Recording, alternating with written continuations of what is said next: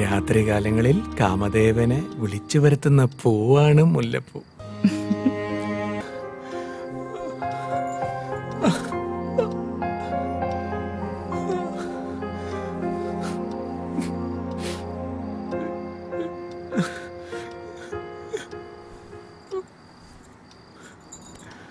എന്ത് പറ്റി വിഷ്ണുവേട്ടാ? ഒരു തളർച്ച പോലെ. ഹോസ്പിറ്റലിലെങ്ങാനും പോണോ? അതൊന്നും വേണ്ട, വാ നമുക്ക് എടുക്കാം.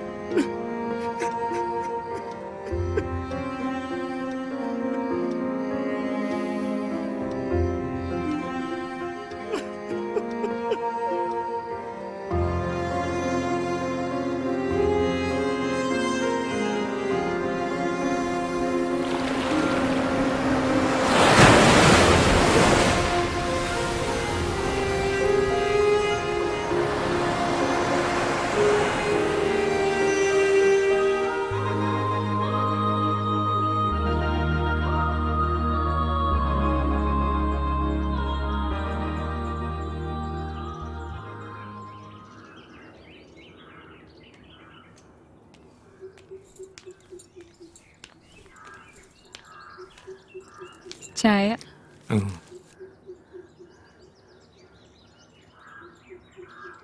ഇന്നലെ ഉറങ്ങിയില്ലല്ലേ?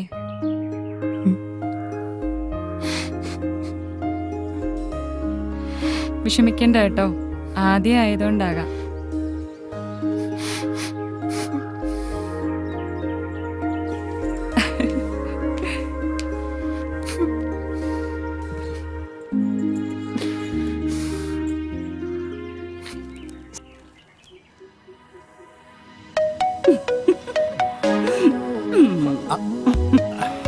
പാപ്പച്ചനെ ഞാൻ സമ്മതിച്ചു തന്നിരിക്കുന്നു. ഒരു കോളേജ് ലെക്ചറായ എന്നെ ആർക്കും വീഴിക്കാൻ പറ്റിയില്ല.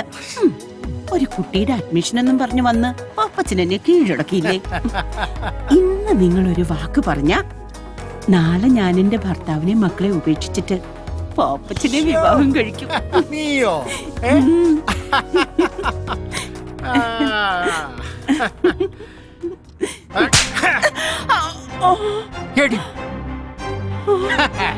കൊള്ളാം, ഭർത്താവും മക്കളുള്ള നീയുണ്ടല്ലോ, എന്നെ കെട്ടാനും നടക്കണ്ട, കേട്ടടി, ആരുടെ പുറകെ പോവുകയും വേണ്ട, കേട്ടോടി.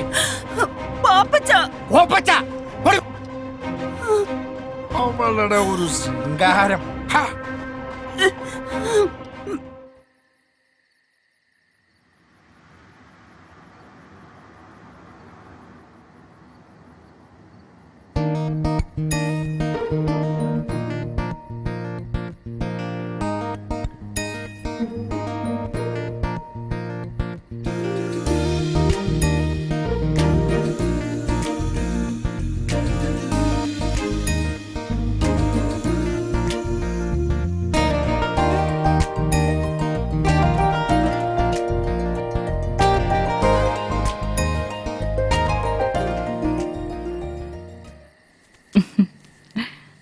ജയശ്രീക്ക് വായനയൊക്കെ ഉണ്ടോ?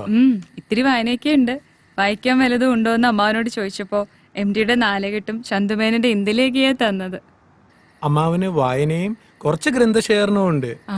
ആശാൻ അല്പം ശ്ലോകെഴുത്തും കൂടി ഉണ്ട്. അമ്മാവന് കവിത എഴുത്തുണ്ടോ? പിന്നെ ഉറപ്പായിട്ടുണ്ട്. വല്ലതും പ്രസിദ്ധീകരിച്ചിട്ടുണ്ടോ? എവിടെന്ന്? അങ്ങനെ ഡയറിയിൽ ചുമ്മാ എഴുതിക്കൂട്ടും, അത്ര തന്നെ. ബാക്കി കഥകളൊക്കെ നമുക്ക് നാളെ സംസാരിക്കാം.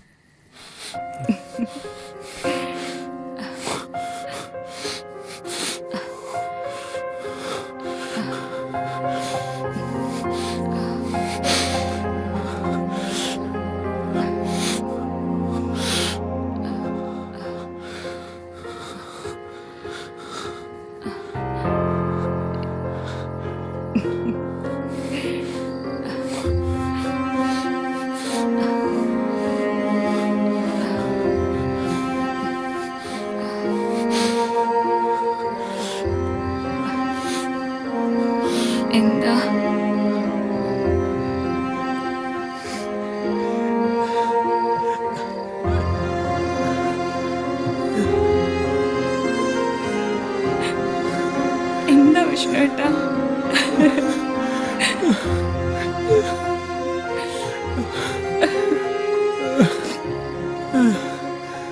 വയ്യ. ശരീരം തളരുന്ന പോലെ.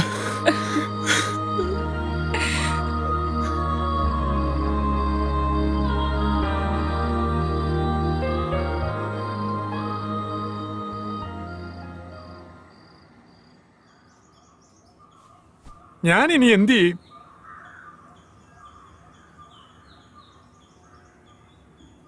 അവളുടെ മുഖത്ത് നോക്കാൻ എനിക്ക് ഭയം തോന്നുന്നു.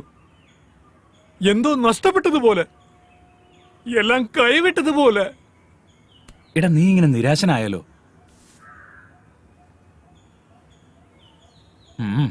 പറഞ്ഞത് നോക്കിയാ പരിഹാരമുണ്ട്.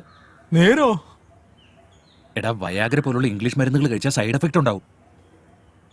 അതുകൊണ്ട് നമുക്ക് ആയുർവേദം കഴിച്ചാലോ? അതാവുമ്പോ സൈഡ് എഫക്റ്റ് ഇല്ലല്ലോ. അതിന് പറ്റിയൊരു വൈദ്യനുണ്ട്, ഒന്ന് ട്രൈ ചെയ്തല്ലോ. അയാൾ എവിടെയുണ്ട്? അത് കോട്ടയത്തിനടുത്ത് ചൂട്ടുവേലി എന്നൊരു ഗ്രാമത്തിൽ. ചൂട്ടുവേലിയോ? എടാ അവിടെയാണ് പഴയ സിനിമാ നടൻ ജോസ് പ്രകാശ് ജനിച്ചു വളർന്നത്. ആ വൈദ്യന്റെ പേര് P.A. ശാന്താമണി. ഈ കാര്യത്തിലൊക്കെ പുള്ളി ബെസ്റ്റാ. എങ്കിൽ നമുക്ക് ഇപ്പൊ തന്നെ അങ്ങോട്ട് പോവാം. എന്നാ പോ.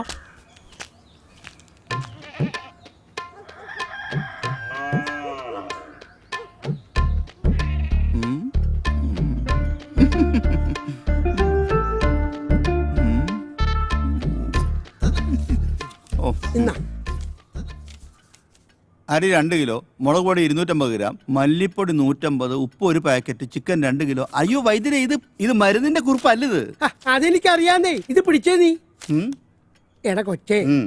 നാരായണന്റെ കടയിൽ നിന്ന് ഇന്ന് വൈകുന്നേരം മേടിക്കുന്ന സാധനങ്ങളുടെ ലിസ്റ്റാടാ അത്. ഓ ഒരു കടയാ. അതിന് കാശ് തന്നില്ലല്ലോ. ആ എടാ കൊച്ചേ, നാരായണന് മൂലക്കുരുവിന്റെ അസുഖമുണ്ട്. കഷായോ ലേഹ്യമൊക്കെ കൊടുത്ത് ഞാൻ ആ കാശ് വസൂലാക്കിക്കാം. നിനക്ക് വല്ല വിരോധമുണ്ടോ? എനിക്ക് ഒരു വിരോധവും ഇല്ല. ഓ നാരായണന്റെ ഒരു ഗതികേട്. എന്താ നീ പറഞ്ഞേ? അതല്ല, ഈ ശത്രുക്കൾക്ക് പോലും മൂലക്കൊരു വരല്ലേ എന്ന് പ്രാർത്ഥിച്ചതാ. നിനക്ക് വരാണ്ട് നോക്കിക്കോ. എന്ത് പറ്റി? കുട്ടി ഓറഞ്ച് തിന്നുകയായിരുന്നു. അല്ലി മണത്തപ്പോ ഒരു കുരു മൂക്കിപ്പോയി. ഓ, ഒന്നാണോ അതിൽ കൂടുതലുണ്ടോ? അതറിയത്തില്ല. മോനെ, മേൽപോട്ട് വലിക്കൂ. മേപ്പോട്ട് മേപ്പോട്ട് അങ്ങനെ തന്നെ കീഴ്പോട്ട് വലിക്കൂ. കീപ്പോട്ട് വലിക്കൂ. അങ്ങനെ പല പ്രാവശ്യം ചെയ്യും. മേപ്പോട്ട് കീപ്പോട്ട് ആ, മേപ്പോട്ട് കീപ്പോട്ട് മേപ്പോട്ട് കീപ്പോട്ട് മേപ്പോട്ട് കീപ്പോട്ട്. നോക്കട്ടെ, നോക്കട്ടെ, നോക്കട്ടെ. അയ്യോ, ഒരു മേപ്പോട്ട് കയറിപ്പോയി നെറുകയിലേക്ക്. ഇനി ഒന്നും പേടിക്കാനില്ല. നേരെ മെഡിക്കൽ കോളേജിലേക്ക് കൊണ്ടുപോകും. സമയങ്ങളെ സമയങ്ങളെ നമസ്കാരം. ഇരിക്കും. ബദരെ, എന്റെ മുഖം മുഴുവൻ